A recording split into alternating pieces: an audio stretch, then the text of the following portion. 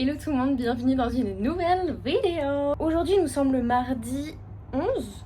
Pas du tout, nous sommes le mardi 13. Nous sommes le mardi 13 janvier. Aujourd'hui il fait un temps magnifique, ça tombe bien, c'est le jour où j'ai décidé de prendre ma caméra. Vous l'aurez vu dans le titre de la vidéo. On va aller faire les friperies à Sydney. Je suis trop contente parce que c'est une de mes vidéos préférées à faire, à tourner, à monter, faire mes petites recherches, même faire les friperies en général, genre c'est un truc que je kiffe trop faire. J'ai décidé de vous embarquer avec moi. Aujourd'hui, vu qu'il est déjà un peu tard, j'étais au taf, après je suis passée par la plage, là du coup je suis rentrée et au final je ressors parce qu'il fait beau et que j'ai envie d'aller tester une friperie qui est pas très loin de chez moi. Après il faut que je passe faire des petites courses et après j'ai danse. Bref, c'est un petit planning mais on va essayer de speeder un peu pour faire tout rentrer dans l'emploi du temps. J'ai hâte de voir parce que je sais que la mode en Australie c'est pas du tout la même qu'en France ou qu'en Europe en général. C'est assez à part parce que c'est pas du tout les mêmes modes de vie, donc j'ai hâte de voir les pièces vintage que tu peux trouver en Australie. Je mettrai évidemment toutes les adresses en barre d'infos et aussi à l'écran. Et voilà, c'est parti, on va y aller parce que on a plein de choses à faire. Let's go! Et du coup, petite précision, aujourd'hui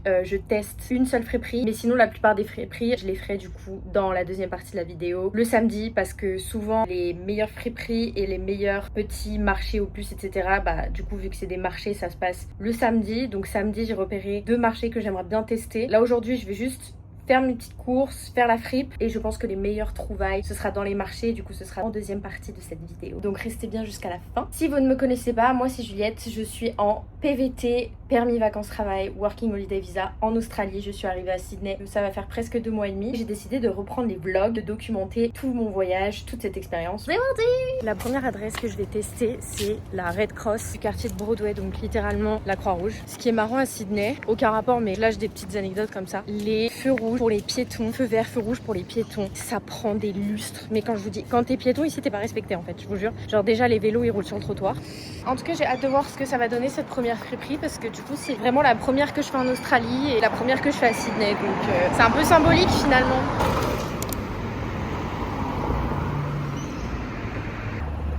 Ah. Ce qui est aussi marrant à Sydney c'est que les passages piétons ils font du bruit, mais ils font un bruit de drop, tu vois. Genre, je vous mettrai le bruit maintenant. Tu peux faire un petit son un peu boum boum, tu vois. Au moment où tu entends le bruit du passage piéton, tu sais que tu peux lâcher un énorme drop. Je pense que ça doit exister des gens qui ont utilisé ce bruit pour faire des sons. Mais bref. Énorme fun fact en fait, je croyais pas du tout si bien dire. Billie Eilish a tout simplement samplé le bruit du passage piéton pour faire Bad Guy. And then I was not prepared for this part. And then it became. C'est une dinguerie.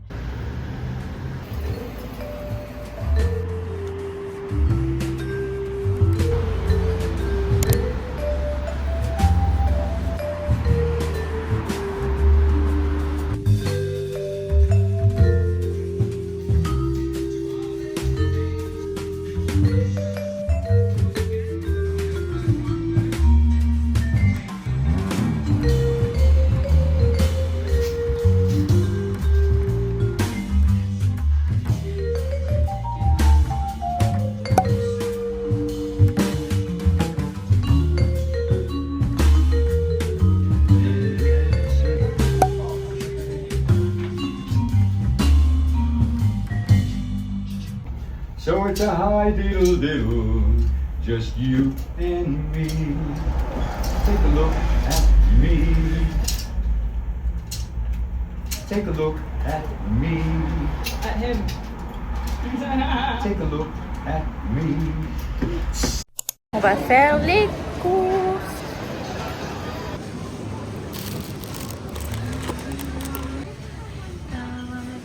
Wow, mais l'affaire de dingue. Regardez juste le prix des bouteilles. Genre là t'as un Oatly bio à moins de 4 $. Non mais c'est une dinguerie, frérot.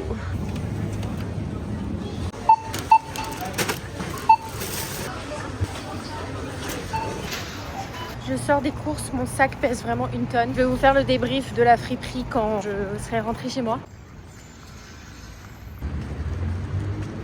Je vous retrouve quelques jours plus tard. Pour vous ça fait genre 5 secondes, mais pour moi c'est 2 jours plus tard parce que je me suis fait un peu rattraper par ma vie finalement. Premièrement, l'ambiance de la fripe, je trouve qu'il y a une trop bonne ambiance. Le gérant de la friperie, c'est un sacré personnage si je peux dire ça comme ça. Il a sa petite playlist un peu à l'ancienne, il a son petit chapeau de cow-boy, genre tu sens que le mec c'est un vieux de la vieille. Au niveau des fringues, je trouve qu'il y a beaucoup de choix, donc ça c'est cool. Les prix sont hyper abordables. Alors je dis pas qu'il y a de tous les styles, mais pour la qualité des vêtements, la propreté du magasin, c'est ordonné par couleur. Les vêtements sont pas du tout abîmés, enfin presque, voire pas du tout abîmés. Je trouve que c'est très abordable. Après ça dépend des marques, mais dans tous les cas ça reste abordable par rapport au prix de base. Par exemple, il y avait du Zimmerman et c'était quelque chose comme 50$. Donc si tu viens faire les fripes en mode rats, comme moi par exemple, 50$ bien sûr ça va être considéré comme cher, mais pour du Zimmerman, pour la qualité de la pièce, etc., c'est pas forcément cher. Après, ce que je regrette un peu, c'est qu'il n'y a pas beaucoup de vintage. Genre, j'ai dû voir peut-être 3 ou 4 ou 5 pièces vraiment vintage. Le reste, ça va être plus du déstock. Il y a beaucoup de H&M, mais genre des anciennes collections. Vraiment, j'ai retrouvé des trucs. J'étais genre, oh, mais ça, je me rappelle l'avoir vu en magasin et tout. Enfin bref. Donc, il y a beaucoup de H&M, de Zara, de Sabo. J'ai vu beaucoup de Sabo. Je connais pas cette marque. Je pense que c'est une marque australienne. C'est une fripe où tu peux trouver des articles moins chers, mais c'est pas là forcément que tu vas dénicher des petites pépites un peu vintage uniques. Moi, c'est un des trucs que je préfère en friperie, c'est dénicher les petites pièces. Voilà pour le point un peu plus négatif, même si ça reste une très bonne friperie selon moi. Là, je vous fais ce petit débrief, on est jeudi et donc après-demain, donc samedi, comme je vous disais en début de vidéo, je vais aller tester les marchés, j'ai trop hâte. On va faire un petit jump dans le futur à samedi, tout de suite.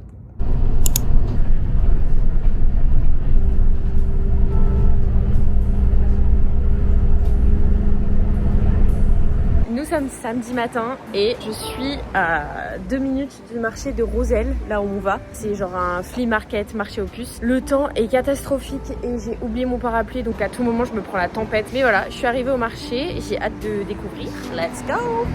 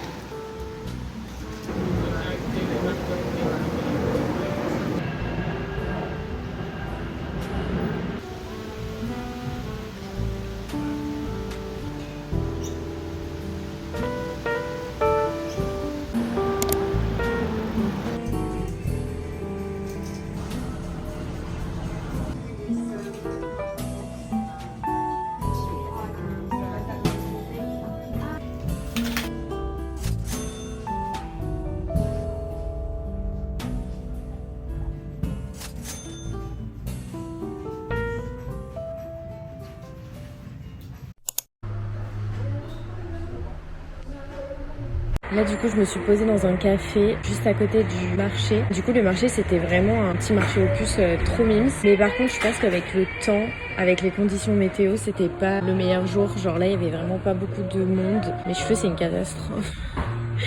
Il y a du vent, c'est humide et tout, c'est cata. Bref. Ouais, donc du coup le marché aux puces c'est vrai marché aux puces. Genre on se croirait en France, paumé en Bretagne. En fait c'est vraiment des antiquaires. C'est pas du tout des gens qui sont là en mode... les petites boutiques fake, vintage, je pense que vous voyez de quoi je parle, je sais pas trop comment décrire, mais il y avait des bijoux, des fringues, pas énormément je trouve. Il y avait aussi genre des nappes, il y avait du linge pour la table, pour la maison. Spoiler, j'ai rien acheté. J'aurais pu craquer je pense pour 1 ou 2 bijoux, mais aujourd'hui j'essaie vraiment de me dire que si je surkiffe pas le truc, bah je vais pas l'acheter parce que j'en ai trop en fait. Comme vous savez, je suis en PVT et du coup je peux pas me permettre d'accumuler des choses parce que j'ai pas 36 000 valises, donc voilà, ça me force à être raisonnable, mais c'est pas plus mal. Là en fait je suis dans un cluster, comme ça que les filles elles appellent les endroits où il y a plein de vintage shops qui sont regroupés au même endroit. Quand j'avais fait mes recherches pour trouver des boutiques vintage, j'avais vu sur TikTok que les endroits où toutes les boutiques, toutes les fripes sont regroupées, ça s'appelle des clusters. Et en fait c'est super pratique, tu te rends à un endroit dans un quartier et après tu fais la tournée des boutiques et c'est plié quoi. Là, je me suis pris un petit café latte avoine comme d'habitude. Les cafés à Sydney sont excellents. Petit café en attendant que les boutiques ouvrent. Et puis après, je vais enchaîner. Les cafés à Sydney, waouh.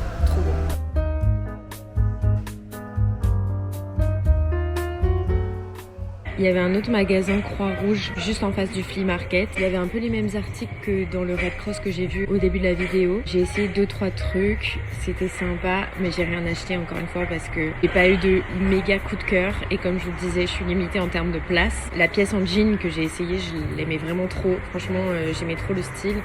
Mais par contre, ça baillait un peu au niveau de la poitrine. Et je fus cette personne où parfois j'achetais en mode ouais, j'irai retoucher le vêtement chez un couturier ou des trucs comme ça. Mais en fait, au final, je le fais jamais. Et du coup, la pièce se retrouve dans mon armoire à moisir. Sachant que la petite veste en jean, elle devait être dans les 50$. Pour le coup, elle était très vintage, en bonne qualité. Les boutons étaient beaux. Mais je me voyais pas mettre 50$, plus rajouter des sous pour aller la faire retoucher. Enfin bref. Et le petit top, il était très mimes. Pas assez pour que je l'achète. Genre vraiment, j'ai pas de place. J'ai pas envie d'acheter si j'ai pas de coup de cœur. Donc là, nous avons 3 friperies à faire. On a Anglicare, U-Turn et Vinny's. C'est un mélange entre des friperies où il n'y a que des vêtements. Le vent, j'en ai marre. Il y a aussi des meubles, des CD, des jouets pour enfants, plein de trucs. C'est des fripes slash, comment on dit, magasins solidaires. Genre des trucs où tu peux trouver un peu de tout. Donc voilà, Anglicare, U-Turn, Vinny's. Let's go!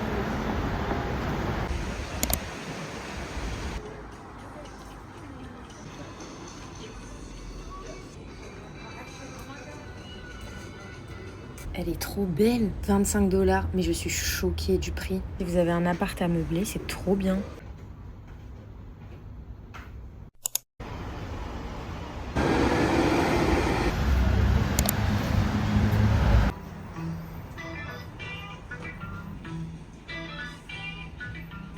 Ouais, ça j'aime bien. Ouais, ouais.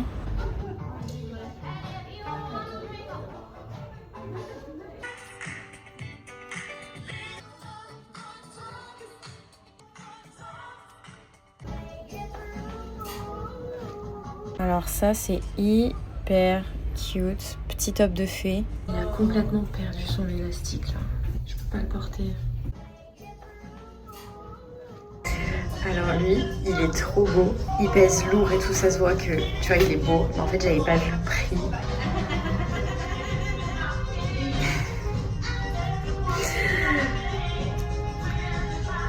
Oupsie, je vais le remettre bien gentiment à sa place.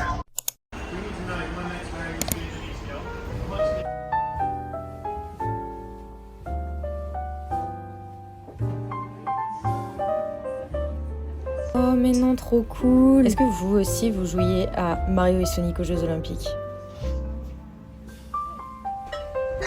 Hyper sympa. Sympa. Franchement, les petites vestes en cuir, dommage que j'en ai vraiment pas besoin, mais ça reste abordable, franchement ça va.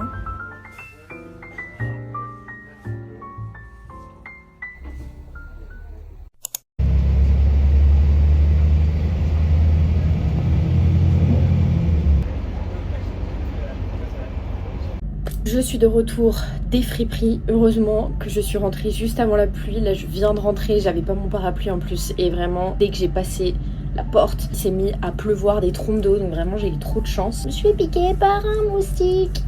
Ça me gratte. Alors, petit débrief rapide concernant le flea market, donc le marché aux puces. Je pense sincèrement que tous les vendeurs et les antiquaires n'étaient pas au rendez-vous. Moi, je suis arrivée à 9h, vraiment à l'ouverture du marché. Peut-être que c'était un petit peu tôt, mais surtout, en fait, je pense que à cause de la météo, parce que vraiment, il pleuvait un petit peu et il y avait surtout beaucoup de vent. Je suis désolée, je vais me gratter pendant toute cette conclusion. Tous les antiquaires n'étaient pas au rendez-vous. Donc, je pense que ça vaudrait le coup de retenter une autre fois où il fait un peu plus beau. Je pense qu'on peut faire de très bonnes affaires. Comme je vous ai dit, il y a de tout. Il y a des vêtements, il y a du linge de maison, plein de petites vieilleries en tout genre. Ensuite, Vinny's. Côté fringues, j'étais pas forcément fan du style. Les fringues, elles étaient pas forcément en bon état. Je pense que pour le style de vêtements, autant aller chez Red Cross parce que c'est le même style de vêtements, mais en meilleure qualité, mieux ordonné, mieux organisé par couleur, etc. Par contre, il y avait un petit top de Urban Outfitters que j'aimais bien. Avec du recul, peut-être que j'aurais dû le prendre. Il coûtait 15$, donc en fait, je me suis dit non, flemme de lâcher 15$ dans un petit top que je mettrais probablement plus dans 1 an, 2 ans. Et comme je vous ai dit, je suis limitée en termes de place. Donc, next. Après, si tu convertis en euros, ça fait moins de 10 euros, 15 dollars. Mais il faut sachez que il faut pas perdre de vue que moi je gagne des dollars. Je suis pas en vacances avec mon argent français, avec mes euros. Donc quand je suis arrivée ici au début, j'étais sur mes économies françaises, mes euros. Donc j'étais la reine du monde parce que par exemple 7 dollars le café latte par exemple, ça faisait 4 euros. Donc moi j'étais en mode waouh, 4 euros le café au lait d'avoine, mais c'est une dinguerie dans un petit coffee shop trop mignon. Sachant qu'à Paris c'est facile 8 euros, 10 euros quoi. Donc ici je me sentais vraiment pousser des ailes. Maintenant que je gagne des dollars australiens, c'est plus la même chose. Donc j'essaie de me raisonner et j'essaye de pas faire la conversion systématique en euros vu que je gagne des dollars australiens.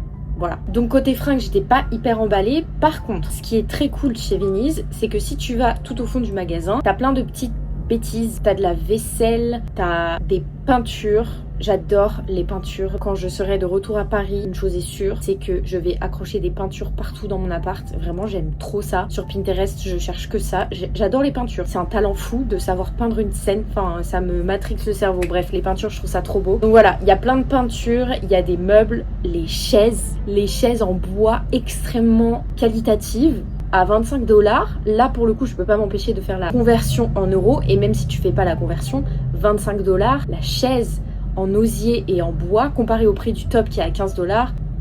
Voilà. Ensuite, je suis allée à U-Turn. U-Turn, il y a une très bonne sélection, surtout à l'étage. En revanche, c'était bien plus cher, mais logique. En général, ça va avec le tri, la sélection. Sachant que là, pour toutes les boutiques que je cite, c'est un peu des chaînes de friperie. Il y a plusieurs Anglicare, plusieurs U-Turn, plusieurs Red Cross. Last but not least, Anglicare Roselle. Boutique très cute. Franchement, la décoration très mimes.